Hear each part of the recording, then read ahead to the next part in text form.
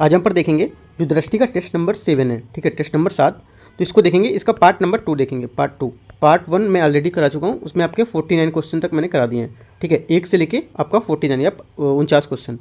यहाँ से करेंगे 50वां क्वेश्चन से लेके आपका 100 क्वेश्चन तक पूरा क्वेश्चन देख लेंगे क्या यहाँ पर क्या क्वेश्चन है। उसके बाद टेस्ट 7 के बाद टेस्ट 8 स्टार्ट करेंगे, ठीक है, टेस्ट 8 और जो आपका विजन का चल रहा है वो भी यहाँ से स्टार्ट कर लेंगे। तो स्टार्ट करते हैं। 50 नंबर क्वेश्चन देखते हैं क्या है यहाँ पर। 50 नंबर क्वेश्चन है, दीनदयाल अंत्योदय योजना, ठीक है, इसके बारे में क्वेश्चन पूछ रहा है। दीनदयाल जो अंत्योदय योजना है, राष्ट्रीय ग्रामीण आजीविका मिशन के संदर्भ में निम्नलिखित कथनों पर विचार करना है, ठीक है। पहला स्टेटमेंट यहाँ पर, ये एक केंद्रीय क्षेत्र की योजना है जो ग्रामीण विकास मंत्रालय द्वारा आरंभ की गई है। पहला स्टेटमेंट आपसे यहाँ पर ये बोल रहा है, ठीक है। दूसरा स्टेटमेंट क्या है, इसमें स्वयं सहायता की भावना से सामुदायिक जो पेशेवर हैं उनके माध्यम से सामुदायिक संस्थान के साथ कार्य करना शामिल है, राइट। तो इसमें जो पहला स्टेटमेंट है ये आपका गलत है, क्योंकि ये क्या, ये केंद्र प्रायोजित योजना है, ठीक है, ना कि आपका क्या है, ये केंद्रीय क्षेत्र की योजना है, ये केंद्र प्रायोजित योजना है। तो यहाँ पर आपका पहला स्टेटमेंट गलत हो जाएगा, ठीक है। दूसरा क्या है, इसमें सहायता की जो भावना है सामुदायिक पेशेवर उसके यहाँ पर संस्थान के साथ कार्य करना शामिल है। तो सेकंड स्टेटमेंट यहाँ से आपका करेक्ट हो जाएगा। तो दूसरा स्टेटमेंट यहाँ से करेक्ट है, तो हमारा ओनली 2 यहाँ से करेक्ट आंसर हो जाएगा, ठीक है, बी यहाँ से इसका आंसर हो जाएगा।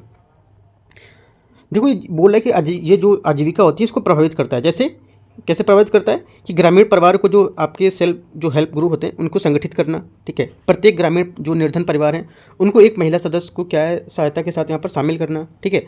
जो आपके सेल्फ हेल्प ग्रुप होते हैं उनके सदस्यों को प्रशिक्षण और क्षमता का निर्माण में सहायता करना। तो ये सब क्या है, इनकी आजीविका को प्रभावित करने वाले कारक हैं, ठीक है। स्टार्ट करते हैं। 51 नंबर क्वेश्चन देखते हैं। 51 नंबर क्वेश्चन है आपका, अनुच्छेद 22 के अंतर्गत निवारक निरोध के संदर्भ में निम्नलिखित कथनों पर विचार करना है, ठीक है। पहला है, निवारक हिरासत में सुरक्षा केवल नागरिकों को उपलब्ध है, विदेशियों को नहीं, ठीक है। जो निवारक हिरासत हैं उनमें सुरक्षा केवल क्या है, नागरिकों को उपलब्ध है, ना कि विदेशियों को। तो पहला स्टेटमेंट यहाँ से जो आपका 51 का बोला है, यहाँ से पहला स्टेटमेंट आपका गलत हो जाएगा, ठीक है। पहला क्यों गलत है, पहले इसलिए गलत है कि यहाँ पर जो निवारक जो कानून है सुरक्षा के नागरिक इनके साथ विदेशियों के लिए भी उपलब्ध हैं, ठीक है। जो अनुच्छेद 22 है उन व्यक्तियों को सुरक्षा प्रदान करता है जिन्हें निवारक जो निरोध कानून है उनके तहत हिरासत में लिया गया है, राइट। तो ये हमारे जो विदेशी उनके लिए भी उपलब्ध होते हैं, तो ये हमारा गलत हो जाएगा, बोल नहीं होते। निवारक निरोध के विधि के अंतर्गत किसी व्यक्ति की हिरासत में किसी भी परिस्थिति में 3 माह से अधिक यहाँ पर नहीं हो सकती है। तो क्या है, ये गलत है। 3 माह से अधिक का समय में हिरासत में रखा जा सकता है, ये बोला नहीं रखा जा सकता, तो क्या है, गलत हो जाएगा। अगला है, राज्य विधायिका के पास अधिकतम अवधि निर्धारित करने का अधिकार है जिसके लिए किसी व्यक्ति को निवारक निरोध विधि के अंतर्गत हिरासत में रखा जा सकता है। तो ये जो आपका 51 है, जो 3 नंबर जो आपका स्टेटमेंट है ये भी गलत है, क्योंकि संसद के पास निवारक निरोध की जो विधि के अंतर्गत किसी की वर्ग है उसके मामले में क्या व्यक्ति के अधिकतम अवधि को निर्धारित करने की शक्ति होती है, ठीक है। तो ये हमारा गलत हो जाएगा, तीनों गलत हैं, तो हमारा डी इसका आंसर हो जाएगा 51। 52 नंबर क्वेश्चन, राष्ट्रीय दल के जो राष्ट्रीय दल हैं उनके रूप में मान्यता प्राप्त के संबंध में निम्नलिखित कथनों पर विचार करना है। पहला स्टेटमेंट है, जिस दल को कम से कम 4 राज्यों में राजकीय दल के रूप में मान्यता प्राप्त हो वह राष्ट्रीय दल का दर्जा यहाँ पर प्राप्त करने के लिए पात्र होता है, ठीक है। पहला स्टेटमेंट आपका ये बोला है, जबकि जो पहला स्टेटमेंट है वो यहाँ से आपका गलत हो जाएगा, ठीक है। क्यों गलत है, क्योंकि इसमें 4 राज्यों में जो राज्य दल है उसके रूप में मान्यता प्राप्त है, ठीक है। तो ये स्टेटमेंट आपका सही होगा। देखो जो पहला स्टेटमेंट ये आपका गलत होगा, क्योंकि यहाँ पे जो उसने बताया कम से कम 3 राज्यों में, है ना, जो 4 बोला है तो कम से कम 3 राज्यों या लोकसभा के आम चुनाव में कुल सीटों से कम 2% सीटें जीती हो, राइट। तो आप इस टाइप से बता सकते हो। तो यहाँ पे 4 नहीं होगा, 3 जो राज्य हैं उसमें, ठीक है। दूसरा है, राष्ट्रीय दल के रूप में मान्यता प्राप्त करने के लिए लगातार 2 लोकसभा विधानसभा चुनाव में दल के प्रदर्शन पर विचार किया जाता है। तो सेकेंड स्टेटमेंट आपका सही नहीं, ये भी गलत है। तो जो सेकेंड स्टेटमेंट है ये ऐसा कोई यहाँ पर क्या है प्रावधान नहीं है, ठीक है। जो आपका है ऐसा कोई यहाँ पर प्रावधान यहाँ नहीं है, तो सेकंड आपका स्टेटमेंट गलत हो जाएगा, सेकंड गलत हो जाएगा। तो आप, और जो पहला है, पहला जो था कम से कम 4 राज्य, यहाँ पे 3 राज्य होगा तो वो भी आपका गलत हो जाएगा।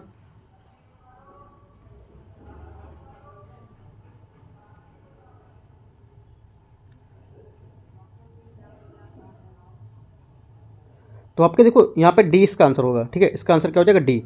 यहाँ से देखो आप ये स्टेटमेंट में थोड़ा सा जो डाउट था, जो 52 है इसमें देखो 4 अगर यहाँ पे राज्य हैं तो उसको अगर 3 से प्राप्त हो रहा है तो 3 ऑलरेडी हो ही गए, तो चौथा है तो ऑलरेडी प्राप्त होगा।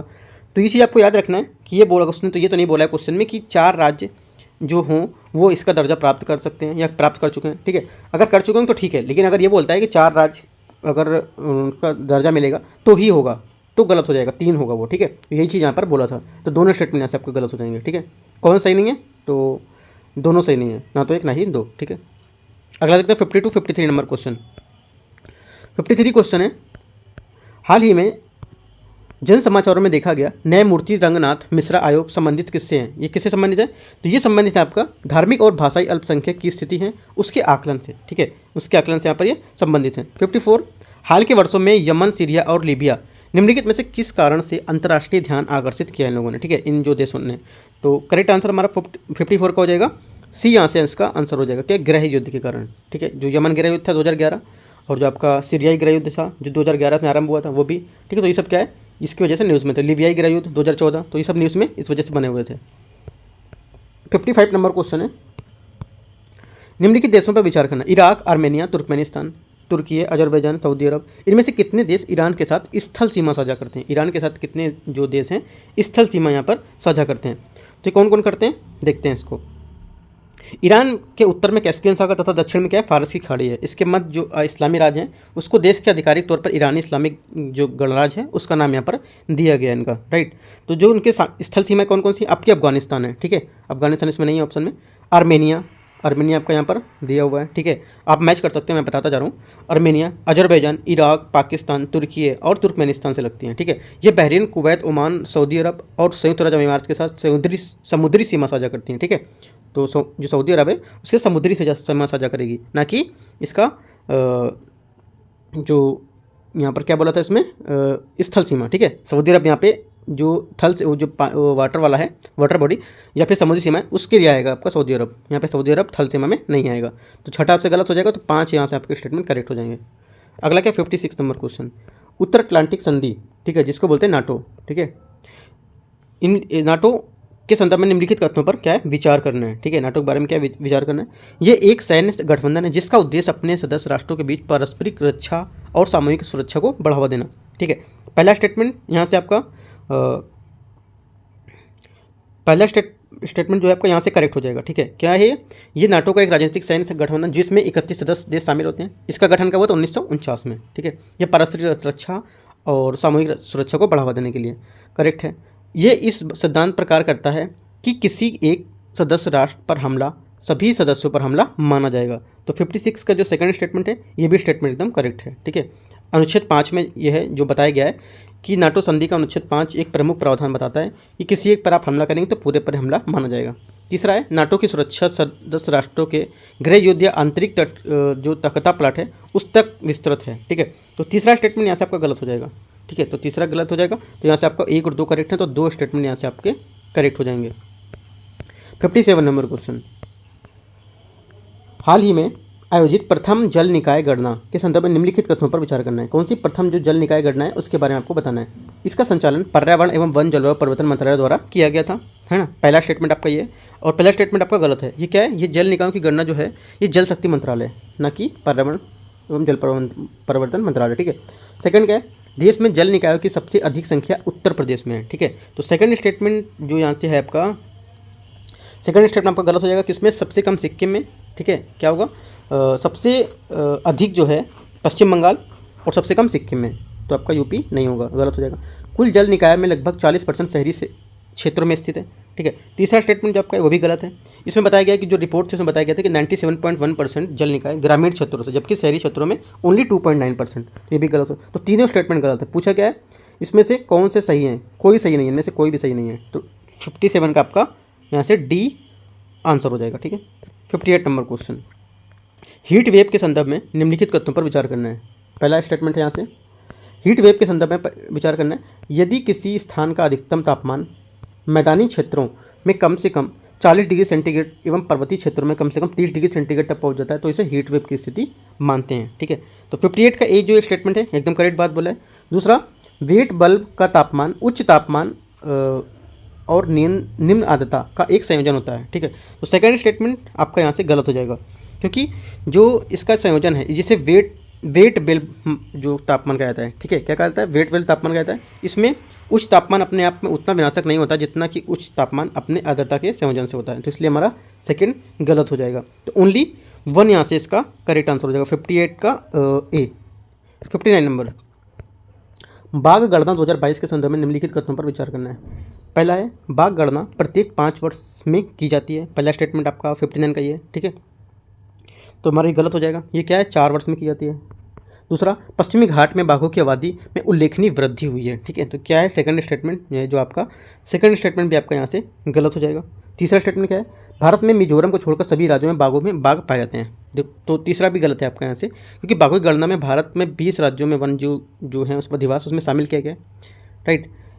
इसमें बोला है कि यहाँ पर मिजोरम में बाघ को छोड़कर सभी में बाघ पाए गए, तो ये गलत है, ये भी गलत है। और सेकंड वाला जो था उसको भी थोड़ा सा देख लेते हैं। सेकंड स्टेटमेंट इसलिए गलत था क्योंकि बाघों की आबादी में गिरावट के हिसाब से पश्चिमी जो घाट हैं उसमें बाघों की संख्या में कमी आई थी, राइट।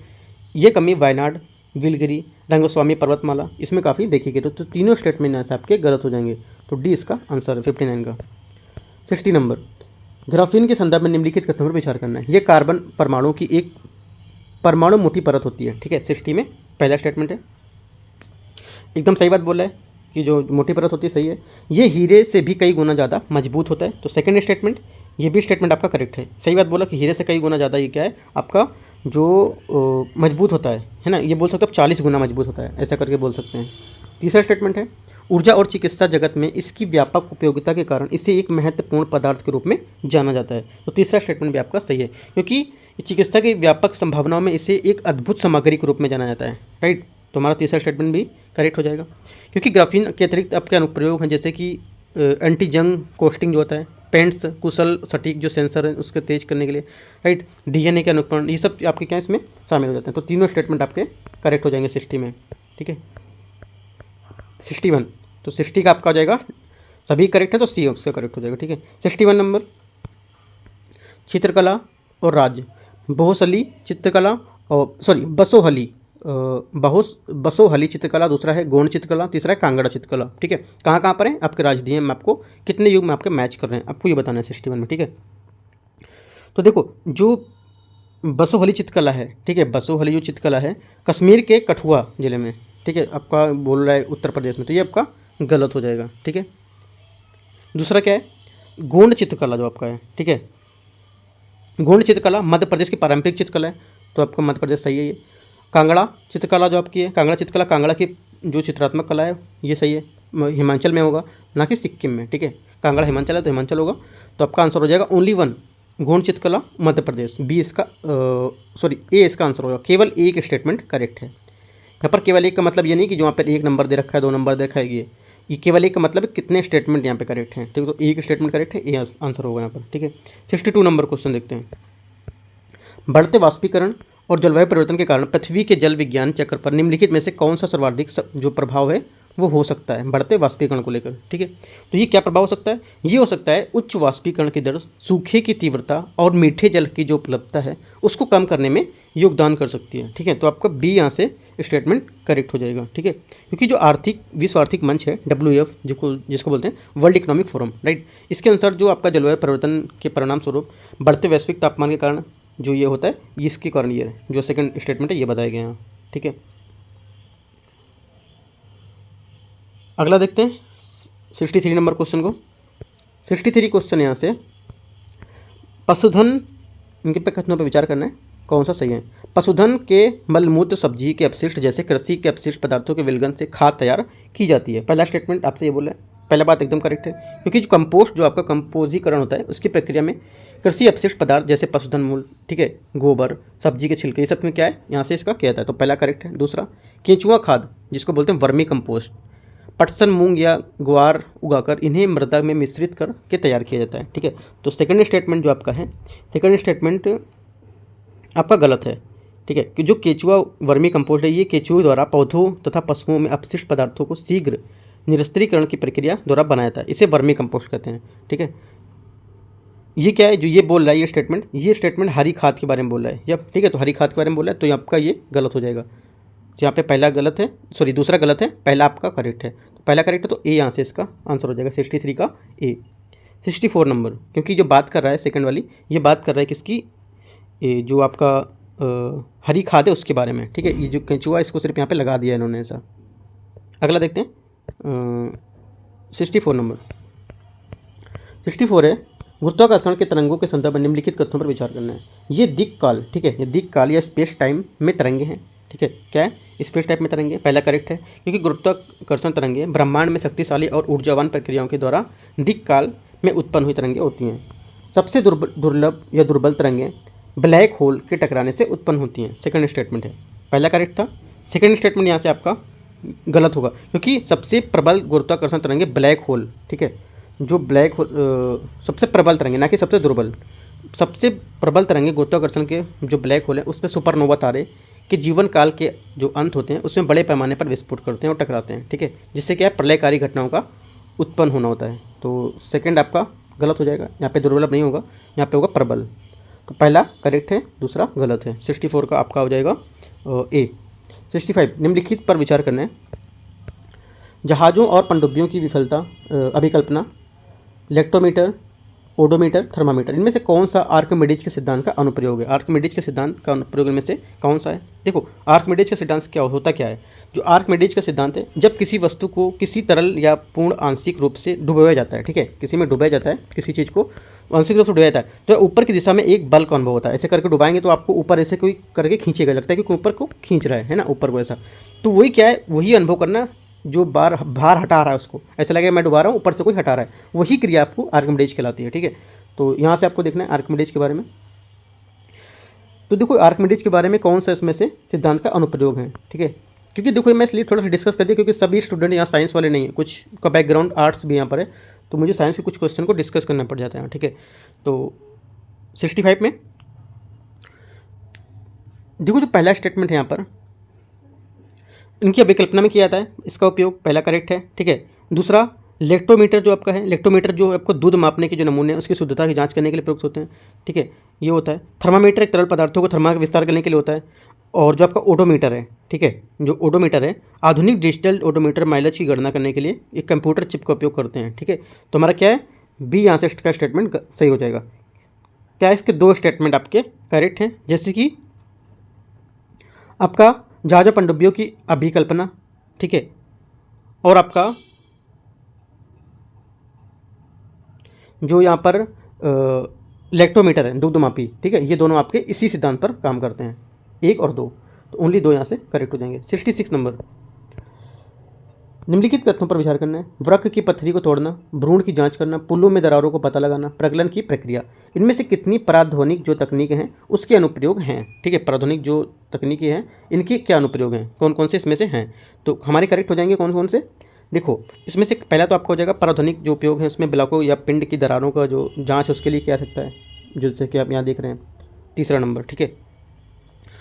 और क्या है, इनके जो कुछ पथ अवरोध होते हैं उसको गमन करते हैं, तो वो भी इसी में आ सकता है, जो थर्ड नंबर इसी में वो भी आ जाएगा स्टेटमेंट, राइट। उसके बाद जो आपका गर्भकाल के दौरान भ्रूण की जांच करना तथा जन्मजात जो दोषी हैं उसको बताना, तो ये भी आपका करेक्ट हो जाएगा यहाँ से, ठीक है। उसके बाद रहेगा आपका जो धात्विक घटक हैं, जो बड़े भवन हैं, पुल हैं, उन्हें मशीनों से वैज्ञानिक उपकरण को जो है उनका बनाना और उनका प्रयोग में लाना, तो आपका जो ये प्रक्रिया है वो भी यहाँ पर इसमें शामिल हो जाएगी, राइट।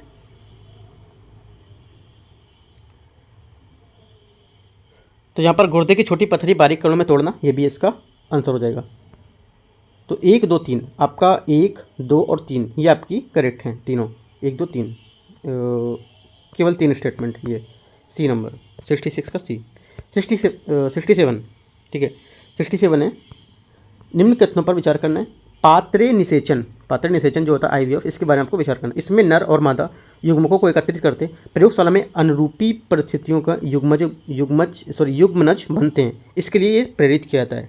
पहला स्टेटमेंट आपका ये बोल रहे हैं, ठीक है, आपको पता होना चाहिए IVF क्या है, ठीक है। IVF देखो, इन जो आपके विट्रो, इसको बोलते हैं इंग्लिश में इन विट्रो फर्टिलाइजेशन, अर्थात शरीर से बाहर जो लगभग शरीर के भीतर जैसी जो स्थिति होती है उसके निषेचन द्वारा भ्रूण का स्थानांतरण, ये एक विधि होती है, ठीक है। इस विधि में क्या है, जिसे लोकप्रिय रूप से टेस्ट ट्यूब बेबी बोलते हैं, काफ़ी ऐड भी आता है इसमें, देखते होंगे, कार्यक्रम के नाम से जाना जाता है इसे। इसमें प्रयोगशाला में पत्नी का जो दाता है स्त्री, उसकी क्या है जो अंडे होते हैं, ठीक है, उसके पति द्वारा जो क्या है उसके द्वारा यहाँ शुक्राणु से प्राप्त करते हैं और एकत्रित करके प्रयोगशाला में उन परिस्थितियों से युग्मज बनते हैं, उसके बाद यहाँ पर इसको प्रयोग करते हैं, तो आपका पहला यहाँ से करेक्ट हो जाएगा। दूसरा, IVF को एक पूर्ण चक्र में लगभग 12 से 13 सप्ताह लगते हैं, ठीक है, कितने, 12 से 13 सप्ताह लगते हैं, तो ये आपकी गलत हो जाएगा। आईवीएफ में एक पूर्ण चक्र लगभग 2 से 3 सप्ताह का समय लगता है, ना कि 12 से 13। तो ये स्टेटमेंट आपका गलत हो जाएगा। ओनली वन करेक्ट है। अगला देखते हैं, इंपॉर्टेंट क्वेश्चन है आईवीएफ का, याद रखना है आपको। 68 नंबर, निम्नलिखित कथनों पर विचार करना है। हीमोफीलिया एक वंशानुगत रक्त विकार है जिसमें रक्त स्कंदन के लिए जिम्मेदार कारकों का अभाव होता है। पहला स्टेटमेंट आपका 68 का ये बोला है, ठीक है। पहला स्टेटमेंट आपका करेक्ट भी है। दूसरा, थैलेसीमिया एक वंशानुगत स्थिति है जो असामान्य अर्धचंद्राकार लाल रोधिक जो कणिकाएं हैं उसकी उपस्थिति के कारण क्या है, उत्पन्न होती है, ठीक है। सेकेंड स्टेटमेंट आपका यहाँ से गलत है, क्योंकि ये जो आपका थैलेसीमिया है, ठीक है, इसके उत्परिवर्तन जो हीमोग्लोबिन है इसके अणु में बहुलीकरण हो जाता है, जिसके कारण क्या है, आरबीसी जो है उसका आकार द्विअवतल विंब से बदलकर दात्राकार हो जाता है, राइट। तो आपका सेकंड स्टेटमेंट यहाँ से गलत हो जाएगा, राइट। क्या हो जाता है, दात्राकार मतलब हाशिए का आकार का, ना कि अर्धचंद्राकार आकार का। तो ये आपका गलत हो जाएगा। तो सेकंड स्टेटमेंट आपका गलत है, ओनली वन करेक्ट है यहाँ से। तो ये इसका आंसर होगा 68A। 69 नंबर, निम्नलिखित कथनों पर विचार करना है। पहला है, ओपिआइड्स औषधियों का एक वर्ग है जिसका उपयोग आमतौर पर दर्द निवारण के लिए यहाँ पर किया जाता है। 69 का पहला स्टेटमेंट है, ठीक है, पहला स्टेटमेंट है और यहाँ पे पहला स्टेटमेंट आपको करेक्ट है, सही बोल रहा है। दूसरा, मानव शरीर में स्वाभाविक रूप से कैनेबिनाइड्स का संश्लेषण नहीं करता है, जो कैनेबिनाइड्स हैं इसका संश्लेषण नहीं करता है। सेकंड स्टेटमेंट आपका गलत हो जाएगा। मानव शरीर जो स्वाभाविक रूप से क्या है, जो कैनाबिनाइड्स है इसका उत्पादन करता है और इन पदार्थों को एंडोकेनाइबिनोइड्स, ठीक है, एंडोकेनाइबिनोइड्स कहा जाता है, राइट। तो आपका ये गलत हो जाएगा, ये बोलता नहीं करता है तो गलत है, ये करता है। तो पहला करेक्ट है आपका, ओनली वन करेक्ट है। तो 69 का आपसे ये आंसर हो जाएगा। 70 नंबर क्वेश्चन, जैव नियंत्रण कारक है, उसके बारे में आपको विचार करना है। ये प्राकृतिक जीव हैं जो पौधों के रोगजनकों को नियंत्रित करते हैं, ठीक है। क्या पूछा इनमें से कौन सा सही है? ये प्राकृतिक जीव जो पौधों के रोगजनकों को नियंत्रित करते हैं, राइट। पहला स्टेटमेंट आपका यहाँ से करेक्ट हो जाएगा, सही बात बोल रहे हैं। दूसरा, ये विषाक्त रसायनों पर निर्भरता को कम करते हैं, ये भी स्टेटमेंट आपका करेक्ट है। बी थूरिनिजेसिस जैव नियंत्रण का कारक का उदाहरण है, ये थर्ड स्टेटमेंट है, ये भी आपका करेक्ट है। क्योंकि सूक्ष्म जीव जैव नियंत्रण कारकों के बैक्टीरिया बैसिलस जो थूरिजेनेसिस होते हैं, इसमें एक उदाहरण का उदाहरण है जिसका प्रयोग बटरफ्लाई कैटरपिलर नियंत्रण में यहाँ पर इसको करते हैं। तो तीनों स्टेटमेंट इसके यहाँ से करेक्ट हो जाते हैं, सी इसका आंसर हो जाएगा। 71, निम्नलिखित कथनों पर विचार करना है। पहला है, डीएनए एक जलरोधी अणु है। क्या है? एक डीएनए जो होता है जलरोधी अणु होता है, ठीक है। पहला स्टेटमेंट यहाँ से आपका गलत हो जाएगा। डीएनए एक जलरागी या हाइड्रोफोलिक अणु होता है, ठीक है। ये कोशिका झिल्ली से बाहर नहीं गुजर सकता, इसलिए क्या है, गलत हो जाएगा पहला। दूसरा, प्रतिलंबन एंजाइम डीएनए को विशिष्ट स्थान पर काटता है। सेकंड स्टेटमेंट आपका सही है, क्योंकि जबकि क्या है, जो एंडोन्यूक्लियोज है जो आपका डीएनए, इसके भीतर विशिष्ट स्थलों को ये काटते हैं, राइट। और जो डीएनए इसके सिरे को न्यूक्लियोटाइड से अलग करते हैं। तो आपका जो सेकंड स्टेटमेंट ये करेक्ट हो जाएगा। तीसरा, पुनः संयोजक डीएनए अणु बनाने के लिए आणविक कैंची का उपयोग यहाँ पर किया जाता है, ठीक है। तो तीसरा स्टेटमेंट यहाँ से आपका रहेगा, तीसरा स्टेटमेंट आपका सही है, क्योंकि ये जो बोल रहा है पुनः डीएनए के अणु बनाने के लिए आणविक कैंची का उपयोग किया, तो स्टेटमेंट आपका करेक्ट है। तो ओनली 2 और 3 करेक्ट हैं, पहला गलत हो जाएगा। तो 2 स्टेटमेंट करेक्ट है, तो 71 का आपका बी यहाँ से आंसर हो जाएगा। 72 नंबर, आरएनए अंतरक्षेप, ठीक है। आरएनए अंतरक्षेप के बारे में आपको विचार करना है, देखना है कि कौन सा सही है। ये केवल उच्च ससीम केंद्र की यूकैरियोटिक जीवों में होता है, ठीक है। किस में होता है?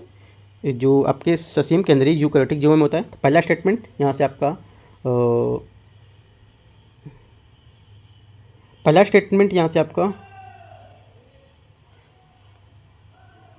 देख लेता हूँ थोड़ा सा। पहला स्टेटमेंट आपका करेक्ट है यहाँ से, ठीक है। पहला स्टेटमेंट आपका यहाँ से सही है। दूसरा स्टेटमेंट, ये एक कोशिकी सुरक्षा तंत्र है, ये एक क्या है, कोशिकी सुरक्षा तंत्र है। सेकंड स्टेटमेंट आपका गलत हो जाएगा। ये क्या है? ये सभी समी केंद्रीय जो होते हैं यूकैरियोटिक जीवों से एक कोशिकी विधि है, ठीक है। तो हमारा जो सेकंड है ये गलत हो जाएगा, ये कोशिकी नहीं है, ये आपका यूकैरियोटिक जो आपका है एक कोशिकी सुरक्षा तंत्र नहीं होता है। इसमें बोला एक कोशिकी सुरक्षा तंत्र होता है, इसमें कोशिकी सुरक्षा तंत्र नहीं होता है, राइट। थर्ड क्वेश्चन देखते हैं, स्टेटमेंट, इसमें एक विशिष्ट एमआरएनए जो निष्क्रिय करना है वो शामिल होता है। तो आपका थर्ड स्टेटमेंट करेक्ट है। तीसरा स्टेटमेंट क्या है? करेक्ट है, क्योंकि इस विधि में विशिष्ट मैसेंजर जो mRNA होता है, RNA होता है, इसकी पूरक धृति जो द्विसूत्री RNA है उससे वर्धित होने वाले पश्चात इसको निष्क्रिय हो जाता है। इसके बाद क्या है? इसमें फलस्वरूप मैसेंजर जो RNA होता है उसके स्थानांतरण से ट्रांसलेशन को ये रोकता है। तो तीसरा स्टेटमेंट आपका सही है। ये दूसरा आपका यहाँ से गलत हो जाएगा। 1 और 3 करेक्ट हैं, तो आपके 2 स्टेटमेंट यहाँ से करेक्ट हो जाएंगे। 73 सेल्यूलोज के संदर्भ में निम्नलिखित कथनों पर विचार करना है। ये विशेष रूप से पादपों में पाया जाता है। ठीक है, क्या ये विशेष रूप से पादपों में पाया जाता है? ये स्टेटमेंट आपका सही है। दूसरा कौन सा सही पूछा? ये सही है। ये वनस्पति जगत में सबसे प्रचुर मात्रा में पाया जाने वाला कार्बनिक पदार्थ है। सेकंड स्टेटमेंट भी आपका करेक्ट है। तीसरा, इसका उपयोग वस्त्र और पेय पदार्थों में किया जा सकता है। तीसरा स्टेटमेंट ये भी आपका करेक्ट है, क्योंकि ये इसके अनेक जो उद्योग हैं, प्रमुख उद्योग, जैसे कि वस्त्र, कागज, प्रलाच, ठीक है, या लैकर जिसको बोलते हैं, इसके पेय पदार्थों से संबंधित उद्योग होते हैं। इसके लिए कच्चा माल उपलब्ध होता है। तो तीसरा स्टेटमेंट आपका करेक्ट है। तीनों स्टेटमेंट करेक्ट है। डी इसका आंसर हो जाएगा। 74 बिग डेटा के संदर्भ में निम्नलिखित कथनों पर विचार करना है। इसमें संरचित और असंरचित दोनों प्रकार के डेटा यहाँ पर शामिल होते हैं 74 में। तो पहला स्टेटमेंट यहाँ से क्या हो जाएगा? पहला स्टेटमेंट यहाँ से आपका करेक्ट हो जाएगा। ठीक है, सही पूछा है तो पहला आपका करेक्ट हो जाएगा। दूसरा, ये पारंपरिक डेटा की तुलना में कम दर पर उत्पन्न होता है। पारंपरिक डेटा की तुलना में कम दर पर उत्पन्न होता है, तो सेकंड आपका यहाँ से गलत हो जाएगा, क्योंकि ये जो पारंपरिक डेटा है इसकी तुलना में उत्पादन की दर बहुत अधिक होती है, ना कि कम। तो सेकंड गलत हो जाएगा। तीसरा, हडूप और मोंगोडीबी बिग डेटा उपकरण के उदाहरण है। ठीक है, ये आपका एकदम करेक्ट है। तीसरा स्टेटमेंट यहाँ से एकदम करेक्ट है। तो आपका हो जाएगा 1 और 3। ठीक है, आपसे देखो क्वेश्चन सीधे से यहाँ से ऐसे पूछ सकता है, हडूप और मोंगोडीबी ये किससे संबंधित हैं? ये वो जो वर्ड हैं किससे संबंधित हैं? आपको 3-4 दे देगा। ये बिग डेटा से संबंधित है, या बोल देगा ये सुपर कंप्यूटर संबंधित है, या कोई वायरस बोल देगा, है ना, या कोई बोल देगा नई टेक्निक है ये। तो इस टाइप से आपको याद रखना ये क्या है।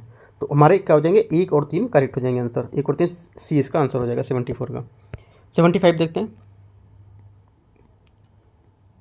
75 क्वेश्चन है, भारतीय रिजर्व बैंक RBI की मौद्रिक नीति ढांचे के संदर्भ में निम्नलिखित कथनों पर विचार करना है। ठीक है, पहला स्टेटमेंट है यहाँ से, RBI को हर स्थिति में मुद्रास्फीति दर को 4% से कम रखना आवश्यक होता है। ठीक है, पहला स्टेटमेंट यहाँ से आपका गलत हो जाएगा। ठीक है, पहला स्टेटमेंट यहाँ से गलत है, क्योंकि वर्तमान में RBI जो प्राथमिक उद्देश्य है मुद्रास्फीति लक्ष्य को प्राप्त करना है, ना कि जो ये बता रहे हैं वो करना है। ठीक है, इसका अर्थ है कि RBI लक्ष्य मुद्रास्फीति दर को 2% से 6% के बीच रखना, राइट, ना कि 4% से कम रखना। तो ये गलत हो जाएगा। RBI की ब्याज दरों को बढ़ाने के लिए रणनीति अर्थव्यवस्था में मुद्रास्फीति दर पर आधारित होती है। ये स्टेटमेंट आपका करेक्ट है। तो 75 का ओनली 2 करेक्ट है, तो बी इसका आंसर हो जाएगा। 75 का बी। 76 नंबर क्वेश्चन, जो आपका इंफ्रास्ट्रक्चर, ठीक है, इन्वेस्टमेंट ट्रस्ट, INVITS, ठीक है, इंफ्रास्ट्रक्चर इन्वेस्टमेंट ट्रस्ट और जो रियल एस्टेट इन्वेस्टमेंट ट्रस्ट है, इनके संदर्भ में निम्नलिखित कथनों पर विचार करना है। फर्स्ट स्टेटमेंट यहाँ पर बोल रहा है, इंफ्रास्ट्रक्चर इन्वेस्टमेंट ट्रस्ट मुख्य रूप से बुनियादी ढांचा परियोजना में निवेश पर केंद्रित होता है। ठीक है, पहला स्टेटमेंट इस पर भी केंद्रित होता है। ठीक है, तो यहाँ से क्या हो जाएगा? ये स्टेटमेंट आपका करेक्ट है। यहाँ पे क्या पूछा? सही पूछा है, तो पहला स्टेटमेंट यहाँ से आपका करेक्ट हो जाएगा, क्योंकि जो आपका इसका जो ट्रस्ट होता है ये म्यूचुअल फंड के समान एक सामूहिक निवेश योजना होती है। ठीक है, दूसरा है रियल एस्टेट में इन्वेस्ट ट्रस्ट जो होता है इसको म्यूचुअल फंड की तरह ही संरचित किया जाता है, और ये रियल एस्टेट में निवेश करने के लिए अत्यधिक जो अर्थ सुलभ तरीका यहाँ प्रदान करता है। तो सेकंड स्टेटमेंट आपका वो भी करेक्ट हो जाएगा, सेकंड बात भी सही बोल रहा है। तीसरा है जो आपका INVITS, ठीक है, जो आपका इंफ्रास्ट्रक्चर इन्वेस्टमेंट ट्रस्ट है, इसके विपरीत REI मतलब इसके विपरीत होता है real estate investment trust, stock एक्सचेंजों पर सूचीबद्ध नहीं है। तो तीसरा स्टेटमेंट यहाँ से आपका गलत हो जाएगा। तो क्योंकि किसी भी अन्य सुरक्षा की भांति जो आपका REIT है मतलब real estate infrastructure investment trust जो है ये स्वयं स्टॉक एक्सचेंज पर सूचीबद्ध कर सकते हैं। तो हमारा बोल रहा है कि नहीं है, तो ये गलत हो जाएगा। 1-2 करेक्ट है, तो 20 का आंसर हो जाएगा। 77 नंबर क्वेश्चन, भारत में खनन नियमों के संदर्भ में निम्नलिखित कथनों पर विचार करना है। भारत का संविधान राज्य सरकारों के उनकी सीमाओं के भीतर अवस्थित खनिजों को स्वामित्व प्रदान करना पहला स्टेटमेंट है। पहला स्टेटमेंट ये बोल रहा है। दूसरा स्टेटमेंट है भारत का संविधान केंद्र सरकार को भारत के विशेष आर्थिक जोन EEZ के भीतर या इकोनॉमिक जो जोन होता है विशेष इकोनॉमिक जोन, ठीक है, इसके भीतर खनिज को समेत यहाँ पर प्रदत्त करता है या प्रदान करता है। तो सेकंड स्टेटमेंट यहाँ से आपका करेक्ट हो जाएगा। जो पहला स्टेटमेंट वो भी आपका करेक्ट है, जो ये भी बात एकदम सही बोल रहा है, ये भी बात एकदम खनन के बारे में सही बोल रहा है। तीसरा क्या है, खनिज जो विदेश इंडिया लिमिटेड है, जिसको कबिल बोलते हैं, इसकी स्थापना खान खनिज विकास विनियमन 1957 के तहत यहाँ पर की गई थी। जो थर्ड स्टेटमेंट है ये आपका यहाँ से गलत हो जाएगा। जो कबिल का गठन है इसका उद्देश्य घरेलू बाजार में महत्वपूर्ण रणनीतिक जो खनिज है उसकी निरंतर आपूर्ति सुनिश्चित करने के लिए की गई थी, ठीक है। राष्ट्र की खनिज सुरक्षा सुनिश्चित करेगा कि आयात जो प्रतिस्थापन है उसमें समग्र उद्देश्य साकार करने में मदद करेगा। तो ये चीज़ यहाँ पर इसमें इसका नहीं है, ठीक है। इस अधिनियम के तहत ये नहीं स्थापित की गई, तो आपका ये थर्ड गलत हो जाएगा। ओनली फर्स्ट और सेकंड करेक्ट है, बी इसका आंसर हो जाएगा। 78 भारत में महत्वपूर्ण खनिज के संदर्भ में निम्नलिखित कथनों पर विचार करना है। 78 नंबर पहला है, खान मंत्रालय द्वारा 50 महत्वपूर्ण खनिजों की सूची की पहचान यहाँ पर की गई है। पहला स्टेटमेंट ये बताया गया। पहला स्टेटमेंट यहाँ से आपका गलत हो जाएगा। खान मंत्रालय तो कितने बताएगी, 30 महत्वपूर्ण जो खनिज है उसके बारे में बताया गया ना कि 50। सौर पैनल, पवन टरबाइन, बैटरी और इलेक्ट्रॉनिक वाहन जैसे हरित प्रौद्योगिकी के लिए महत्वपूर्ण खनिज आवश्यक है। ये स्टेटमेंट आपका करेक्ट है। तो ओनली 2 करेक्ट है, पहला आपका यहाँ से 50 की जगह 30 होगा। अगला देखते हैं 79 नंबर क्वेश्चन। 79 क्वेश्चन है, अर्धचालक जर्मेनियम और सिलिकॉन जैसे तत्वों से, अर्धचालक क्या है, जर्मेनियम और सिलिकॉन जैसे तत्वों से क्या ही बने होते हैं। पहला स्टेटमेंट यहाँ से ये बोल रहे हैं, ठीक है। पहला स्टेटमेंट यहाँ से आपका गलत भी होगा, क्योंकि जो उपकरण है ये, जैसे कि जो आपके ऊपर में बताया गैलियम आर्सेनाइड, ठीक है, इंडियम या एंटीमोनाइड, अधिकांश जो धातु हैं ये ऑक्साइड्स इसमें शामिल होते हैं, धातु के ऑक्साइड शामिल होते हैं। हम जो कम शोर है, उच्च लाभ है, कमज़ोर जो सिग्नल है, ये सब के लिए गैलियम ऑक्साइड का भी व्यापक रूप से प्रयोग करते हैं, ठीक है। तो ये अर्धचालक के सिलिकॉन जैसे तत्व बने होते हैं, ये इसकी गलत हो जाएगा इसका। यहाँ से पहला स्टेटमेंट आपका गलत हो जाएगा, ठीक है।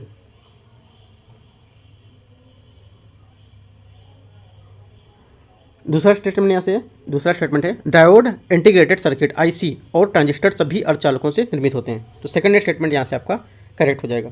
ये पहला वाला जो था इसमें आपका अधिकांश धातु के ऑक्साइड शामिल थे उसमें, ना कि ये ज़्यादातर इनके बने होते थे अर्धचालकों के, ठीक है। तो ये गलत था और आपका ये करेक्ट हो जाएगा। तो ओनली 2 करेक्ट है, 20 का आंसर हो जाएगा। ये भी साइंस से क्वेश्चन था।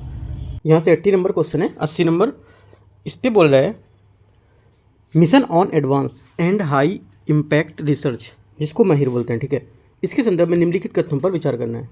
पहला स्टेटमेंट यहाँ से, इस पहल का उद्देश्य केवल भारत में विद्युत क्षेत्र में उभरती प्रौद्योगिकियों को पहचान करना और विकसित करना है, ठीक है। पहला स्टेटमेंट आपसे यहाँ से ये बोल रहा है। जो पहला स्टेटमेंट है ये यहाँ से जो आपका बोल रहा है ये गलत है, ठीक है, क्योंकि इस पहल का उद्देश्य भारत और जो भारत से बाहर जो विद्युत क्षेत्र के उभरती प्रौद्योगिकी हैं उनकी पहचान करना, तो ये गलत हो जाएगा। सेकंड क्या है, ये मेक इन इंडिया और स्टार्टअप इंडिया जैसी पहलों का समर्थन करेगा और संयुक्त राष्ट्र के जो सतत विकास हैं उसके लक्ष्यों में SDG में योगदान देगा, राइट। तो जो सेकंड स्टेटमेंट आपका बोल रहा है, सेकंड स्टेटमेंट यहाँ से आपका करेक्ट है, सेकंड बात करेक्ट है। तीसरी बात क्या है, ये विद्युत मंत्रालय और भारी उद्योग मंत्रालय की एक संयुक्त पहल है, राइट। जो तीसरा स्टेटमेंट है ये आपका गलत है। ये जो विद्युत मंत्रालय और नवीन एवं नवीकरणीय ऊर्जा मंत्रालय द्वारा यहाँ पे ये लॉन्च किया गया था, तो इसके जो भारी उद्योग इसके पहल यहाँ नहीं थी, ठीक है। तो ओनली यहाँ पर सेकंड करेक्ट है, ठीक है, ओनली सेकंड करेक्ट है। तो आपका आंसर हो जाएगा, केवल एक जो विकल्प है यहाँ पर वो करेक्ट है, ठीक है। 80 का ए, 80 का ए। 81 क्वेश्चन है, स्वचालित ट्रेन सुरक्षा ATP प्रणाली कवच के संदर्भ में निम्नलिखित कथनों पर विचार करना है। ATP मतलब स्वचालित ट्रेन सुरक्षा। आपसे ATP का फुल फॉर्म भी पूछ सकता है स्टेट PCS के एग्जाम में कि ATP का फुल फॉर्म क्या है, जो भी हाल ही में न्यूज़ में था।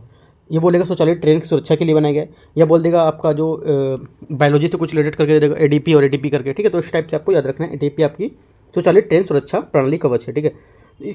इसका क्वेश्चन क्या है, स्टेटमेंट पहला, इसे इजराइल के साथ प्रौद्योगिकी हस्तांतरण समझौते के तहत विकसित किया गया है, ठीक है। पहला स्टेटमेंट ये बोल रहा है। पहला स्टेटमेंट यहाँ से आपका गलत हो जाएगा, क्योंकि जो कवच है, ठीक है, जो कवच है आपका 81 नंबर, इसमें भारतीय उद्योग के सहयोग से अनुसंधान विकल्प और मानक संगठन जो है RDSO द्वारा स्वदेशी रूप से विकसित स्वचालित ट्रेन सुरक्षा ATP प्रणाली है। तो हमारे यहाँ से पहला गलत हो जाएगा, इजराइल के साथ नहीं होगा, ठीक है। अगला देखते हैं। सेकंड इसमें दुर्घटना की त्रुटि की संभावना लगभग नगण्य है, जिसमें दुर्घटना की जो संभावना रहती है वो लगभग नगण्य है या ना के बराबर है इसमें, राइट। तो इसका जो सेकंड स्टेटमेंट है ये स्टेटमेंट आपका करेक्ट है। तीसरा स्टेटमेंट क्या है, कोहरे की स्थिति में जब दृश्यता कम होती तो ये पूरी तरह से काम करता है, ठीक है। थर्ड स्टेटमेंट आपका यहाँ से जो है वो भी करेक्ट है। तो दोनों स्टेटमेंट यहाँ से आपका करेक्ट है, 2 और 3। पहला गलत है तो 2 और 3 आपके करेक्ट होंगे, तो आपका आंसर हो जाएगा 81 का। 2 स्टेटमेंट यहाँ से आपके करेक्ट है, केवल 2, मतलब केवल 2 का मतलब यहाँ पर 2 कथन की बात कर रहा है, ना कि एक स्टेटमेंट की, ठीक है। 2 कथन, तो 2 कथन आपके 2 और 3 करेक्ट है यहाँ से। अगला 82 नंबर क्वेश्चन, आरबीआई द्वारा प्रारंभ किए गए मंच अंतर्दृष्टि का उद्देश्य है। अंतर्दृष्टि का उद्देश्य यहाँ पर क्या है, तो इसका उद्देश्य होगा वित्तीय समावेशन में वृद्धि की जो आकलन है उसकी निगरानी करना, ठीक है। वित्तीय जो अंतर्दृष्टि जो आपकी है उसके नाम से एक वित्तीय समावेशन डैशबोर्ड है, उसका आरंभ किया गया था, तो उस वजह से यहाँ पे न्यूज़ में था, ठीक है। वित्तीय समावेशन के विकास का आकलन और निगरानी करना, आवश्यक जानकारी देगा और उपकरण का देश भर में स्थानीय स्तर पर इसकी वित्तीय जो वर्जन है उसकी कोटि का आकलन करने में संभव ही बनाई गई, ठीक है। तो आपका 82 का सी यहाँ से आंसर हो जाएगा। 83 नंबर क्वेश्चन, 83 नंबर बोल रहा है निम्नलिखित कथनों में क्षेत्रों पर विचार करना है। निम्नलिखित क्षेत्रों पर विचार करना है, पहला है अर्धचालक, दूसरा है खाद्य प्रसंस्करण, तीसरा मीडिया और मनोरंजन उद्योग। तो इसमें बोला है कितने क्षेत्र हैं जो उत्पादन आधारित प्रोत्साहन, जिसको PLI बोलते हैं, का हिस्सा हैं, ठीक है। तो कितने हैं, तो आपको देख लेते हैं यहाँ पे। देखो जो पहला बोल रहे हैं यहाँ पर जो आपके क्षेत्र PLI की स्कीम है उसमें कौन कौन से होते हैं, इसमें जो आपके औषधि क्षेत्र होते हैं वो यहाँ पर शामिल होते हैं, ठीक है। उसके बाद बड़े पैमाने पर जो इलेक्ट्रॉनिक विनिर्माण है वो भी यहाँ पर शामिल होते हैं, चिकित्सा के उपकरण शामिल होते हैं, ठीक है। जिन क्षेत्रों को नवंबर 2020 में शामिल किया गया था वो कौन कौन से, इलेक्ट्रॉनिक, ठीक है, प्रौद्योगिकी जो उत्पाद हैं वो, राइट, और कुछ खाद्य उत्पादन जैसे खाद्य उत्पाद तैयार करने पकाने के लिए सामग्री है वो, वाइट जो गुड्स हैं वो, ठीक है, रजत प्रदीप्ति जो LED चिप्स होते हैं वो, राइट, वस्त्र उत्पाद इसमें कुछ आते हैं जैसे कि कपड़े और उनके तकनीकी प्रयोग के लिए जो वस्त्र उत्पाद हैं वो, तो इसमें क्या है, ये सब यहाँ पे इसमें आएंगे। जिन क्षेत्रों में सितंबर 2021 में शामिल किया गया था वो कौन कौन से थे, ड्रोन और ड्रोन के घटक, ये आपके 2021 में शामिल किए गए थे, ये आपको याद रखना। जरूरी नहीं कि इनसे जो 6 दिए इन्हीं 6 में से ही देगा, और भी दे सकता है, ठीक है। तो यहाँ पर क्या हो जाएगा, यहाँ से हमारे देखो कितने स्टेटमेंट करेक्ट हैं, आपके 83 में आपके स्टेटमेंट करेक्ट है। यहाँ से आपके 4 स्टेटमेंट ही ओनली करेक्ट हैं, ठीक है। रजत प्रदीप्त उत्पाद LED मैंने बताया आपको, तकनीकी प्रोजेक्ट वस्त्र, मीडिया मनोरंजन उद्योग, ठीक है, खाद्य प्रसंस्करण, अर्धचालक और आपका ये जो पर्यटन है, ठीक है, पर्यटन आपका इसमें नहीं है, राइट। और जो ये अर्धचालक बोला है, ठीक है, अर्धचालक बोला है ये भी यहाँ पर इसमें नहीं है, ठीक है। तो आपको याद रखना कि जो 4 हैं वही यहाँ पर इसमें दिए गए हैं।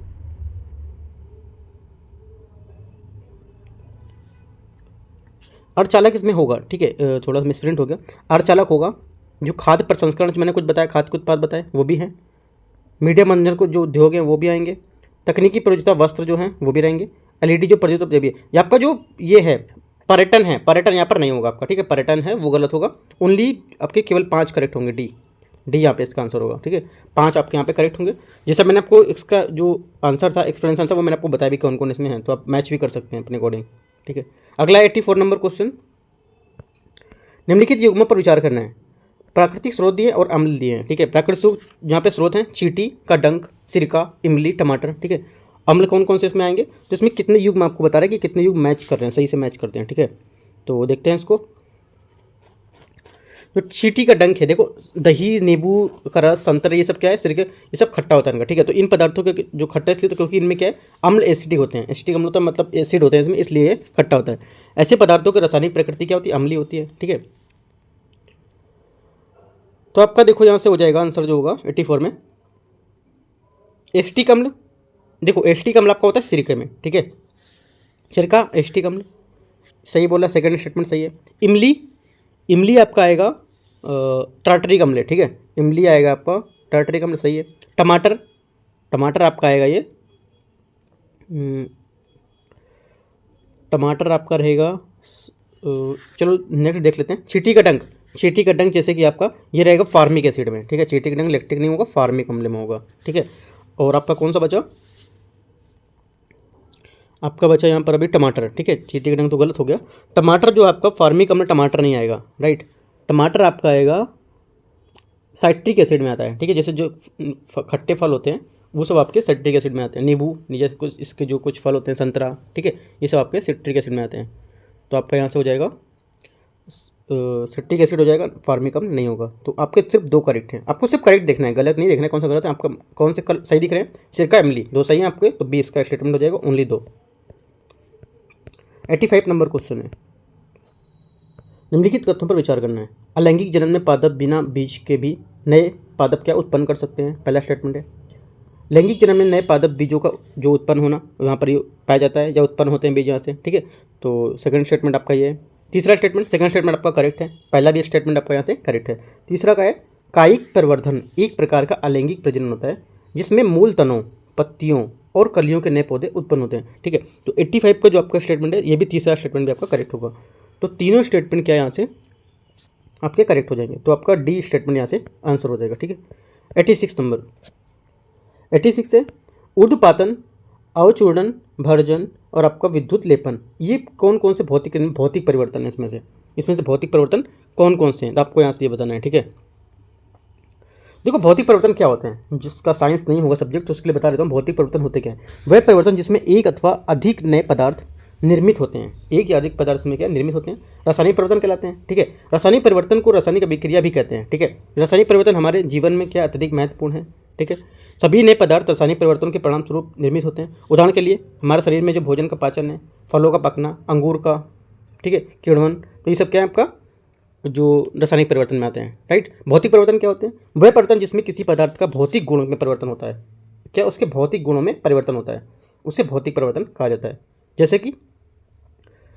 जैसे कि इसमें कोई नया पदार्थ क्या है निर्मित नहीं होता है, जैसे विद्युत लेपन इसमें दिया हुआ है। उसके बाद क्या है रासायनिक परिवर्तन में विद्युत लेपन की प्रक्रिया रासायनिक परिवर्तन में शामिल होता है। यह धातु की परत दूसरे परत के निक्षेपित करने में विद्युत धारा का उपयोग करता है। इसका उपयोग समान रूप से आभूषण, मोटर वाहन ये सब इसमें किया जाता है, ठीक है। भर्जन भी आपका इसमें आ जाएगा, भर्जन यहाँ पर दिया हुआ है, राइट। उसके बाद क्या आ गया अवचूर्णन भी आप पर यहाँ पर दिया हुआ है। उसके बाद क्या है ऊर्ध्वपातन है, ये कुछ पदार्थ उसमें हैं जो सीधे ठोस से द्रव प्रवृत्ति होते हैं, राइट। तो आपका यहाँ से जो रहेगा ऊर्ध्वपातन, इसकी रासायनिक संरचना में कोई परिवर्तन नहीं आता है। उदाहरण के लिए चट्टान से चूर्ण करना, तो देखो ये आपका जो ऊर्ध्वपातन है ये आपसे कोई मतलब नहीं है, ये तो होगा नहीं, ठीक है।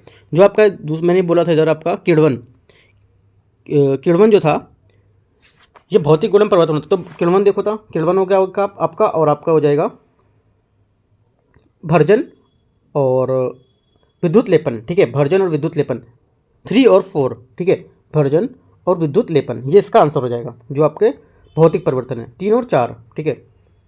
3, 4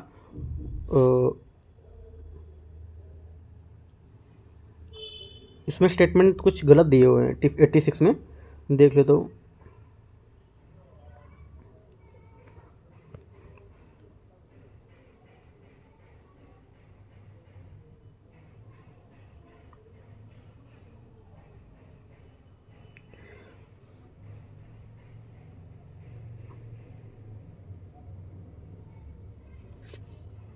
यहाँ से जो देखो इसका आंसर आ रहा है भौतिक परिवर्तन का 86 का, यहाँ पे इसका आंसर ए दे रहा है, ठीक है। एक बार इस क्वेश्चन को आप देख लो क्योंकि यहाँ पे जो एक्सप्लेनेशन इसका दिया हुआ है, आंसर जो इसका दिया हुआ है उसके हिसाब से जो आंसर आएगा वो 3, 4 आएगा, ठीक है। और यहाँ पे उस आंसर के हिसाब से 1 और 2 आ रहा है, ठीक है।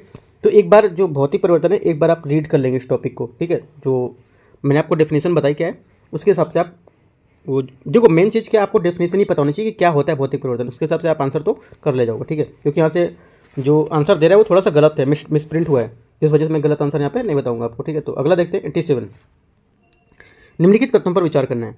तने के ऊपर वृक्ष का ऊपरी शाखायुक्त भाग शिखर कहलाता है। जो तने के ऊपर वृक्ष के ऊपरी जो शाखायुक्त भाग है वो क्या कहलाता है, शिखर कहलाता है, ठीक है। पहला स्टेटमेंट क्या है आपका करेक्ट बोला है, वृक्ष वितान किसी वृक्ष का शीर्ष भाग जो शाखाओं की पत्तियों से बना होता है।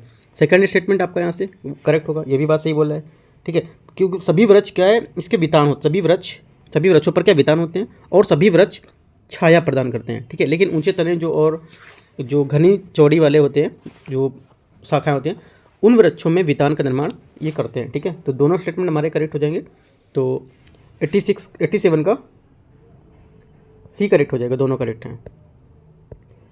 88 नंबर है, निम्नलिखित पर विचार करना है। चमगादड़, हमिंग बर्ड, तितलियाँ और भृंग, इनमें से कौन परागकण के कारक हैं।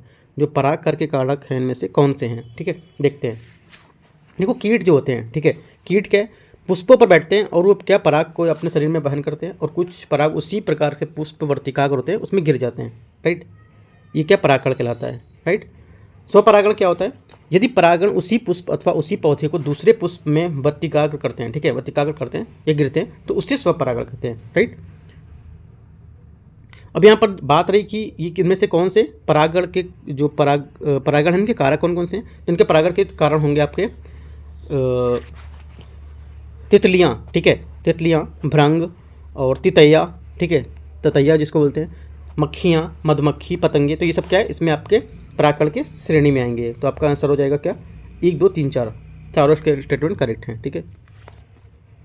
और यहाँ पे देखो अगर पूछता दो टाइप, देखो क्योंकि परागण ही 2 टाइप के होते हैं। एक तो आपका होता है कशेरुकी, ठीक है, कशेरुकी परागण, दूसरा होता है आपका अकशेरुकी होती है और एक आपका कशेरुकी होती है। तो ये अगर इस टाइप से पूछता तो आपके दोनों अलग अलग हो जाते हैं। जो मैंने ये दिए हुए ये आपके आ जाएंगे अकशेरुकी में, और ये जो आपके अलग रहेंगे जैसे कि चमगादड़ है ना, और आपका गिलहरी है, ये सब आपके आ जाएंगे कशेरुकी में, अगर ऐसे पूछता है तो, ठीक है। तो यहाँ ऐसे पूछा है तो आपका आंसर डी हो जाएगा। 89, निम्नलिखित कथनों पर विचार करना है। वे पदार्थ जो स्वयं से ऊष्मा को आसानी से प्रभावित होने देते हैं उन्हें ऊष्मा चालक कहते हैं। 89 नंबर में ये बोल रहा है। पहला स्टेटमेंट आपका यहाँ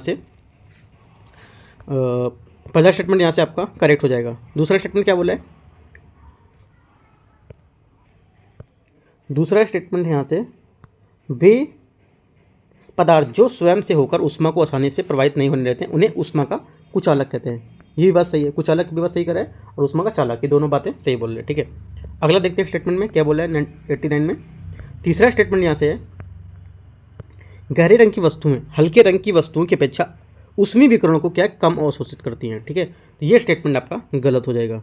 तीसरा स्टेटमेंट यहाँ से आपका गलत होगा, क्योंकि गहरे रंग की वस्तुएं हल्के रंग की वस्तुओं की अपेक्षा ऊष्मी विकिरण को अधिक अवशोषित करती हैं, ये बोला कम अवशोषित करती हैं, तो ये गलत हो जाएगा।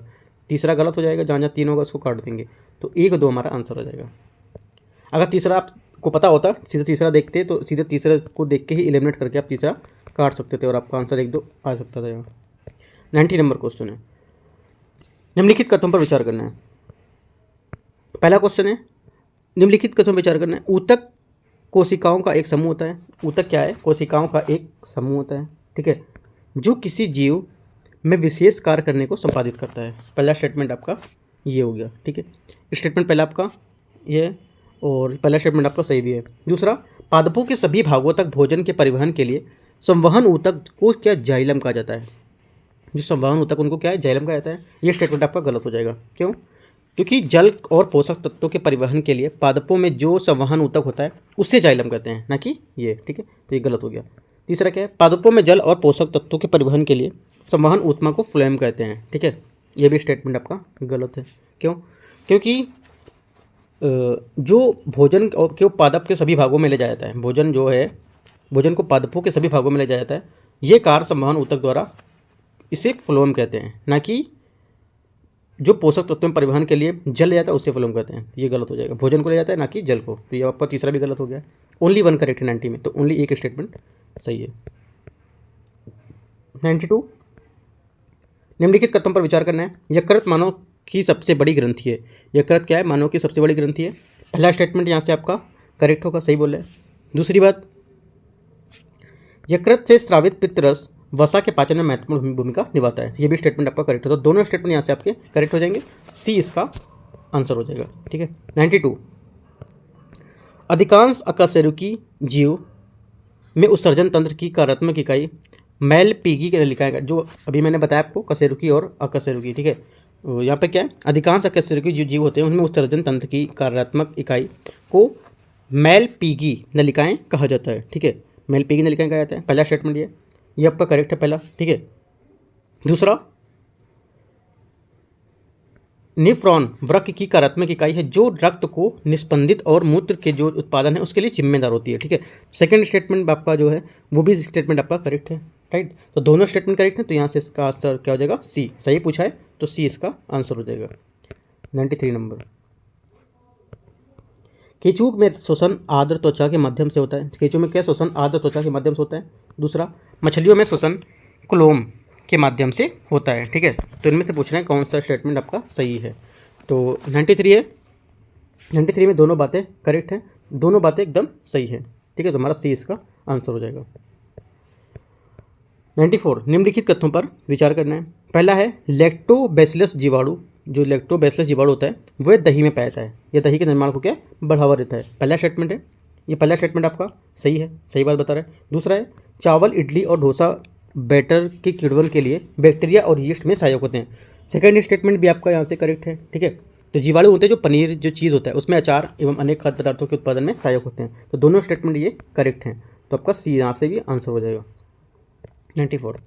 95 नंबर क्वेश्चन देखते हैं। 95 क्वेश्चन है, एंथ्रेक्स संक्रमण एक पशुजन्य जो जूनोटिक संक्रमण है। पहला है जो आपका एंथ्रेक्स संक्रमण होता है एक पशुजन्य या जूनोटिक संक्रमण होता है, ठीक है, जो बेसिलस एंथ्रेसिस नामक जीवाणु के कारण होता है।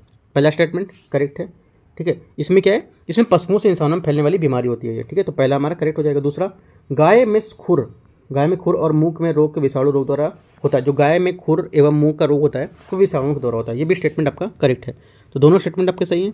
तो हमारा आंसर हो जाएगा 1 और 2 सी यहाँ से इसका करेक्ट आंसर हो जाएगा। 96 नंबर, निम्नलिखित कथनों पर विचार करना है। मिट्टी को उलटने पलटने एवं पोला करने की प्रक्रिया जुताई कहलाती है, ठीक है, क्या कहलाती है, जुताई कहलाती है। पहला स्टेटमेंट करेक्ट है। दूसरा, अनाज को फटक कर भूसी को अलग करना निष्पावन कहलाता है। क्या कहलाता है, निष्पावन कहलाता है। सेकंड स्टेटमेंट आपका यहाँ से गलत हो जाएगा। दानों को सूखे से अलग करना थ्रेसिंग कहलाता है, अतः हमारा पहला जो सेकंड है वो गलत हो जाएगा। कटाई का अर्थ है पकी हुई फसल को हाथों से या मशीन से काटना, ठीक है, तो ये आपके स्टेटमेंट सही है, क्योंकि कटाई का अर्थ होता है पकी फसल जो होती है उनको हाथ से या मशीन से सफाई करने काटना। तो हमारा 1 और 3 करेक्ट हो जाएगा। 1 और 3 आपका सी स्टेटमेंट में है, राइट। 97 नंबर क्वेश्चन देखते हैं। 97 क्वेश्चन है, निम्नलिखित कथन पर विचार करना है। Mobile phone gyroscope sensor phone अभिविन्यास का पता लगाता है। जो मोबाइल फ़ोन में जो सेंसर होता है ये अभिविन्यास का पता लगाता है। पहला स्टेटमेंट आपसे यहाँ पर ये बोला है 97 में, ठीक है। तो क्या पहला स्टेटमेंट यहाँ से आपको ये गलत हो जाएगा। ये स्टेटमेंट क्या है, गलत है, क्योंकि मोबाइल फ़ोन में जो आपका सेंसर होता है ये भी विन्यास का पता लगाता है, लेकिन गायरोस्कोप सेंसर आपके हाथ में घूमने मुड़ने को ट्रैक करता है, राइट, ये हो जाएगा। सेकेंड, एक्सेलेरोमीटर सेंसर हाथ को घूमने ट्रैक करता है। देखो ये सेंसर दोनों को अपोजिट बात बोल दिया इसने, ये सेंसर इसकी बात करता है और ये वाला सेंसर जो ये इसकी बात करता है, तो दोनों अपोजिट होगा, तो दोनों स्टेटमेंट आपके गलत हो जाएंगे, तो डी इसका आंसर हो जाएगा। 98 नंबर, क्लाउड कंप्यूटिंग के बारे में क्वेश्चन हमसे पूछा है कि कौन सा सही होगा। ये डेटा भंडारण होता है उसके प्रसंस्करण के लिए, जो उसके प्रसंस्करण करते हैं उसके लिए विशेष रूप से स्थानीय हार्डवेयर और बुनियादी ढांचे पर क्या निर्भर करता है। पहला स्टेटमेंट आपका 98 का ये हो गया, ठीक है, ये गलत है आपका 98 का पहला स्टेटमेंट गलत है, क्योंकि जो क्लाउड कंप्यूटिंग होती है ये सूचना प्रौद्योगिकी क्षेत्र में एक उभरती हुई प्रवृत्ति है, ठीक है, जहाँ कंप्यूटर पर आधारित सेवाएं इंटरनेट या क्लाउड पर वितरित की जाती हैं, राइट, ताकि क्या किसी भी जो आपके स्टार्ट डिवाइस है उसको उपयोग करके कहीं भी उसकी पहुँच हो सके, ठीक है, तो आपका पहला ये गलत हो जाएगा। इसकी सभी सेवाएं पे एज यू गो मूल्य निर्धारण पर क्या मॉडल पर आधारित होती हैं, ये भी स्टेटमेंट आपका गलत है। ये जो पे एज यू गो क्लाउड है कंप्यूटिंग, ये कंप्यूटिंग सेवाओं को एक भुगतान विधि होती है जो उपयोग के आधार पर शुल्क लेती है और अपना उपयोगिता बिलों का सामान बताती है, ठीक है, सेकंड भी गलत हो जाएगा। तीसरा क्या है, ये डेटा बैकअप और आपदा पुनर्प्राप्ति योजना की आवश्यकता को पूरी तरह से समाप्त कर देता है। तीसरा स्टेटमेंट आपका ये भी गलत है, ठीक है।